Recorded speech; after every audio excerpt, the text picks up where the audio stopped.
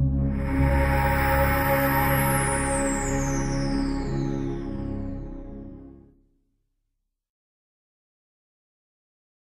evening, everyone. Welcome to the relaunch of the Fanboys Anonymous group meeting roundtable discussion podcast. This is both episode 12 just as much as it is episode 1 because we're starting over with a brand new setup on a brand new YouTube channel as well as on other outlets. I am your host, the owner of fanboysanonymous.com, Tony Mango, and with me on the panel tonight we have several different fanboys here. Why don't you introduce yourselves? Hi, my name's Eddie, and I'm the bass player. And I talk about music and video games and all that. And so, next. My name is Sam, and I'm addicted to methamphetamine. What? Hey, I'm Shaun, and that's S-H-A-U-N. Hi, my name is Orion, and Eddie Brock is my Lord and Savior. I'm Travis Goss, and where does this poll go? What? That was more random than mine. So, since New Year's Eve just passed by, and this is a new start for the group meeting podcast as well, that is going to be our theme for this evening's festivities. We're going to be giving our geeky New Year's resolutions, as well as talking about what's coming our way in geek culture for 2014. What are we excited about, and what are we dreading as far as movies, video games, comic books, and everything else is concerned? Well, this meeting has officially been called to order. And how about we just get right into things? Let's start with Eddie. What is your geeky resolution for the year? Well, I need to buy a new computer just because I can't play games right now at all. And that really, really sucks. Just a word of advice. If anybody has a Mac and they do some updates, and after a couple of years of owning a MacBook Pro, your graphics card kind of doesn't work anymore, never go back to Apple again. Why is that? It was because it's I don't know if it's a genius, if it's like the perfect engineers working for them, but like precisely a little over 2 years after you buy it, which is when your warranty expires, stuff starts to go seriously wrong, and by then you're not covered anymore with the warranty. So I kind of got screwed over. I mean, I guess I heard other people had problems too, but at least it happened before their 2 years were up. So be wary of using Macs for gaming because you can push that to an extreme easily, especially nowadays with all the polygons and whatnots. I still manage to play like side scrollers like Limbo or Braid, those older ones. But I miss like Skyrim and stuff. I tell you what, though, Windows might not necessarily be that much of a better option if you get a computer like I have. I bought a Dell a couple of years ago, and they had the same kind of setup with the whole warranty thing. They called me maybe about 8 months after I had bought it, and I paid like a grand total of like $550 for my computer, so it really wasn't, the top of the line or anything like that either. But they were saying, would you like to extend your warranty? Which I think I had a 1-year warranty, maybe 2 years, and they were saying the cost for extending the warranty would be $400.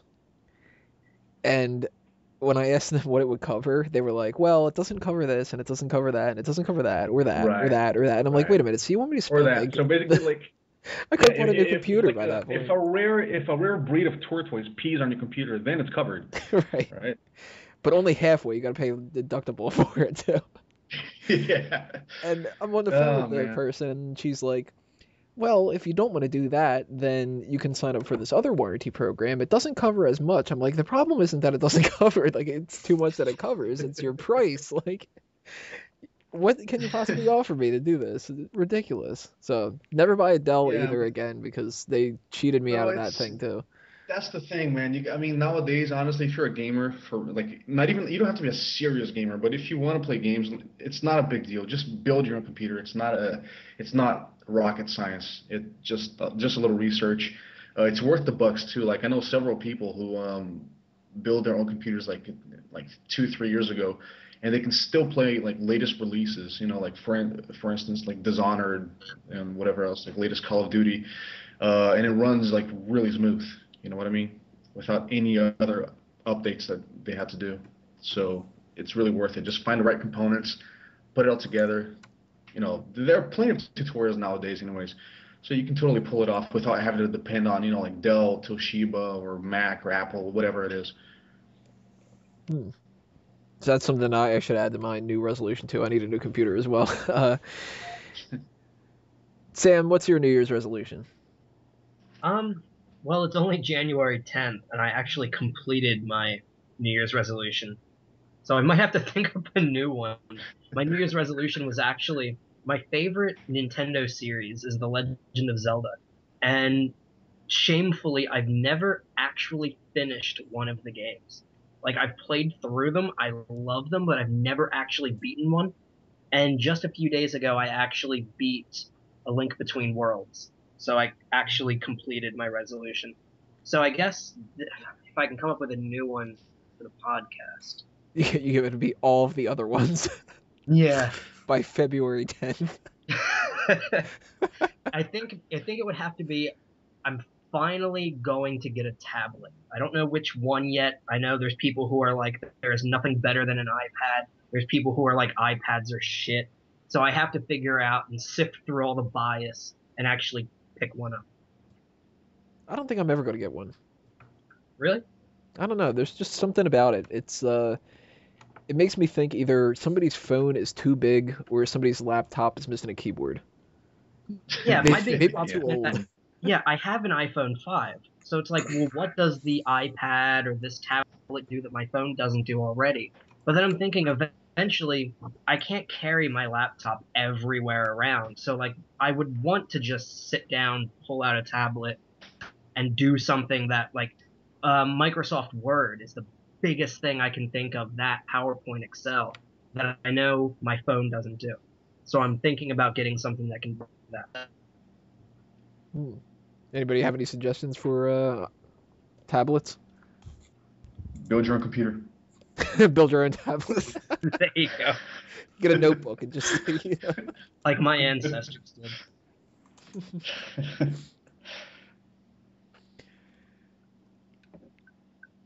Shaun, what's your New Year's resolution?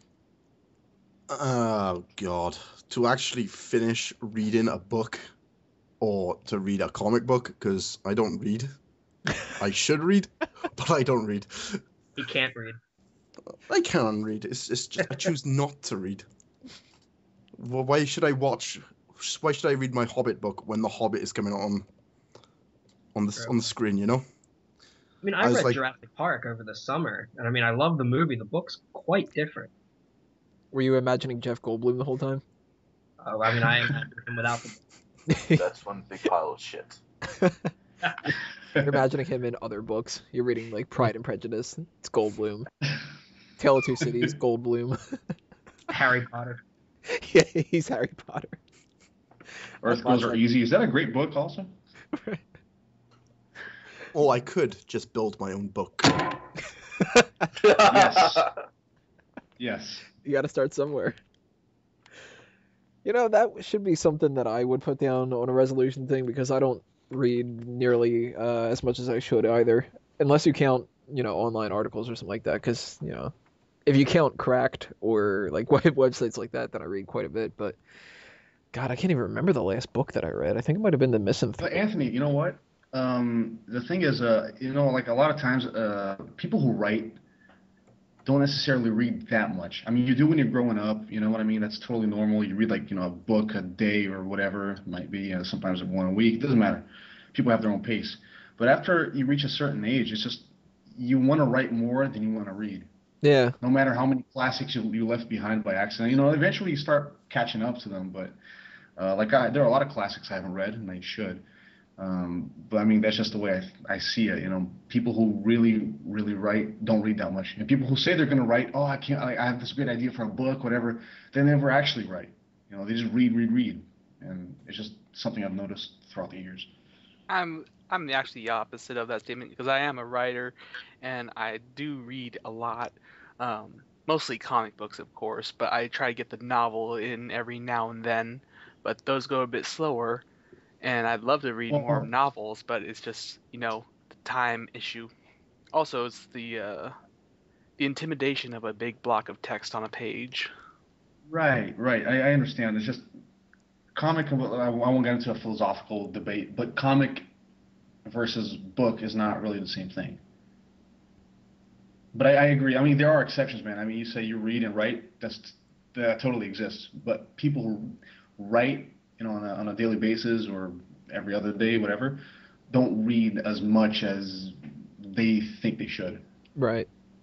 And it kind of seems, from my perspective at the very least, that if you're in some other kind of creative field other than writing, then you do tend to read a lot. Like a lot of artists read a lot, or musicians or anything, because it's kind of, you are used to the same thing over and over again. So if you're writing all day, like I am, whether it's fiction stuff or nonfiction stuff, where you're, editing posts on a website or writing up some kind of a stupid wrestling report thing or something like that, still you're just constantly bombarded with text, and you get to a point where you're just like, I don't want to sit down and read something. I want to watch something, because even though I'm staring at a computer screen all day, it's like it's the text thing that you can't get around. But one of the main reasons why I don't read, actually, and it kind of hinders the whole geek factor that I can't participate in stuff, I'm one of those guys that argues against that whole, oh, the book was better than the movie thing, because it always seems to me, and I mean, we could do probably a whole podcast on this, so I don't want to dwell on it too long, but do you guys agree with me that it tends to be the only people that think the book is better are the people that read the book first? Yes, because I read The Philosopher's Stone, and that was the last book I've ever read. Actually, I read A Clockwork Orange after I watched the movie, and I loved the book much better than the movie. Okay, I got one. This one really, really blew me away. Contact was an amazing movie, but the book is just way better. And I read it after I saw the movie. I'm not watch it. I'm gonna have to read that then, because I thought the Contact was actually really it's interesting. really good. Oh, I think the book is phenomenal. Never heard of it. I think the biggest problem that I've seen is that sometimes the movies take ways that they shouldn't. They change some things that people loved about the books, and sometimes they just don't translate from the page to the screen. Right. But then there's that whole factor where if you're imagining it in a certain way and that it doesn't look exactly the same as you did, then it's like, that they shouldn't have cast that person. They shouldn't have done this. Like, I mean, I had read a couple of the Harry Potter books, so then when I saw that they came out with the movies, that was like, all right, that looks like Harry. That does not look like Hermione. What? I pictured a totally different person. That doesn't make any sense. But then it's Arwen like in Lord of the Rings. Arwen, like in the book, like she's just there, but like in the movie, it's Liv Tyler, Well, So- using the but example honestly- of Jurassic Park, when I read that, like Jurassic Park in the book had a totally different ending from the movie. Like most of the spoiler alert, most of the characters in the book died, and they actually firebomb the island so that all the dinosaurs are wiped out. Except they hint throughout the book that some of them got off the island for a sequel, but like that wasn't in the movie. And even though that's amazing in the book, I loved the idea of them actually just destroying the island. There's no way in 1993 they would have had the budget to do that, and it wouldn't have come across to audiences that way. yeah. Yeah, there's the whole demographics issue. Like Jurassic Park, honestly, like I saw it when I was 10 when it came out, and it was like, I mean, it was an amazing movie, but think about it, it kind of is sort of for kids. Yeah. Sort of. I mean, there was a huge franchise. I mean, everybody had the dinosaur action figures. Like I couldn't get enough. There were like chips. There was like Jurassic Park chips being sold. Like I don't at a certain point, And it wasn't even that good, but I bought it, But the whole thing about book to a video game or to a movie and vice versa, it all transferring from one format to another. I mean, let's call it that. A book is a format, a film is another, a video game is another, a play is another format. Translating these types of what do you call it? Artistic expressions takes some sort of sacrifice, some sort of compromise. So I think it's kind of normal that you read a book and it's not like, for instance, Train Spotting. I saw the movie and I loved it. I read the book and I thought it was shite. Like honestly, I thought the book was. I mean, it's a very interesting, bizarre piece of Scottish literature. A very interesting read if you want to experience reading English but in another language. It's kind of weird. But I thought the characters had, it wasn't the same feel. It was just gratuitous vulgarity sometimes. But it's format to format. Well, Ryan, what's your New Year's resolution? My New Year's resolution is to first read more uh, books, comic books outside of the superhero genre, because I read a lot of superhero genre type books, and I have very few books I'm reading right now that aren't within that genre, like Image's Revival series. I love that series, and some series on Comixology. Like I'm reading the first volume of The Sixth Gun by Colin Bunn, and a bunch of other things I've tried to experiment with on Comixology in terms of getting them for free because money issues. But other than that, I really want to try to look at other like creator-owned books or books outside of the genre I grew up with, because I'm finding more and more stories that I'm liking, and it's a whole new world for me reading these other type of comic books. And then my second part of my resolution is to at least finish reading the novels I've all started throughout last year. Like I have a complete works of Lovecraft sitting right in front of me, just mocking me, saying, "Hey, you just started me. You should finish me." Spoiler alert, apparently at Jurassic Park they firebombed the island. Thank you, Tony. Travis, what's yours?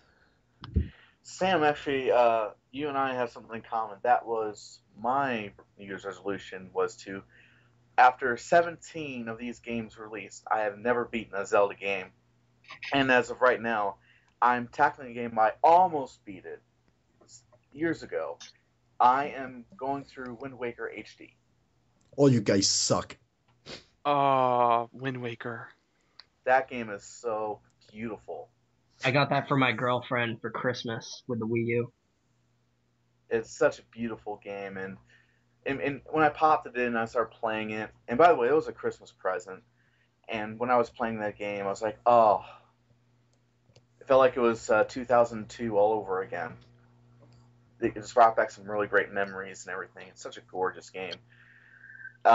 There's that, and another game I have never beaten ever, and that's Super Metroid. So that's a 20-year-old game. I've never beaten it, and I'm already frustrated with the damn thing. I think this is what my main goal for this year is beat a bunch of these classic games I've came close to beating or have never beaten. That's my New Year's resolution. Of course, besides moving to New York to get married. But yeah. Puts us all in our places. There's the whole getting married thing. Okay. I'm sitting there going, Can I change my resolution? What's yours gonna be then? Yeah, I want to go to maybe not New York, maybe Paris and get married. Well, see, my fiance lives in New York, so that's why I'm gonna move there. Yeah, no, I get it. My future fiance lives in Paris. Future fiance. Oh yeah, well I want my marriage to be in the moon, so booyah. What's I want so a social sad about life. this? Good luck trying to get a hotel there. What's so sad about this though is we're all talking about like the marriage thing that's intimidating. You guys have even beaten me when it comes to Zelda. I haven't even gotten that far in a game. Like I think the most that I've played a Zelda game, there was one of them that was in a Nintendo, like one of those They've all been in Nintendo. I'm jumping ahead of myself. One of those Nintendo 64 display case things at Toys R Us one time, and I played it for about like 2.5 minutes, and I was just kind of like, this is awkward. Like this dude's behind me, and he just wants to play, and I just want to fucking leave. And I think I played the original one maybe like one time that I rented it and didn't come anywhere close to finishing it because, when you're really little and the things are like puzzle related and you're just kind of like, oh, I'm bored. I really wanted to just like kill people in this game. I played the original Zelda game when it came out, like as one of those classic remake type things on the Game Boy Advanced. and I found that game to be a lot harder than any other Zelda game I played. I'm sure it's got to be so hard because as a kid, I mean, I was fine with, going through a long game or like even necessarily sometimes going through a boring game or something that's not that incredibly interesting, like a Tetris. I used to play Tetris all the time. Really, once you play 5 levels of that, you're like, I get the point. But something about Zelda, I just never got into it. So you guys have completely surpassed me when it comes to that. That should make you feel better about your resolutions. I gotta delete some friends on my Facebook a minute. You're gonna delete me now. Yep. Well, for my resolution thing, I'm pretty sure this is going to be the year I'm finally going to become Batman. I've been putting it off for all this time, but I figured, what the hell? If Ben Affleck can do it, then I can, right? Hope he got the money. Yeah, yeah, he's got money and a couple of inches of height on me, and he's in better shape. Good enough. On second thought, maybe I'll just settle for being Oracle. I spend all my time on the computer anyway. Now, on a serious note, though, obviously, because there's no way I would ever be Batman. The first time somebody punched me in the face, I'd be like, all right, done. Fuck this.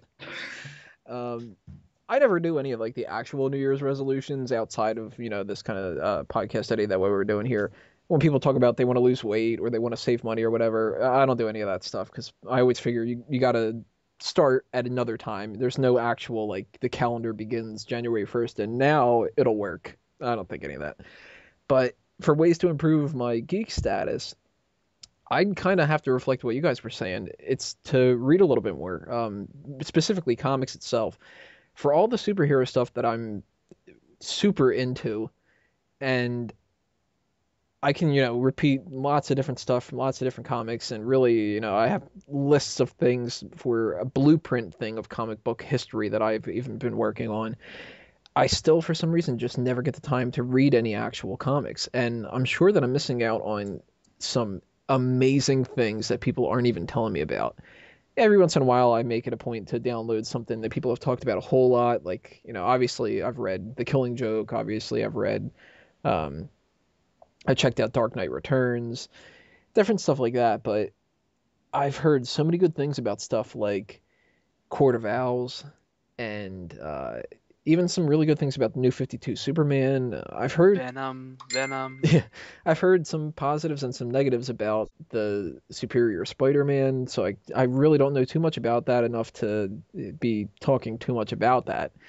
And I kind of want to change that. I want to go into particularly Justice League being like, oh man, I've read all of the Green Lantern Corps and I've read probably 1 or 2 stories that matter about Wonder Woman because nobody really cares too much about her nowadays. Speak for yourself. I'm not even like that really well versed with Bart Allen as Flash from his time when he was Flash and stuff. So there's a lot of things that I really need to get caught up on, and I hope that I can do that this year. But what is coming our way in 2014, we have a lot of stuff that we can be excited about. I mentioned Justice League, which isn't coming this year, that's coming up next year, but they are going to be building up to some of that stuff over the next 12 months. There's tons of movies, there's things on TV, there's video games and comic books, and even some technology stuff that we got. And I guess let's just dive right into it.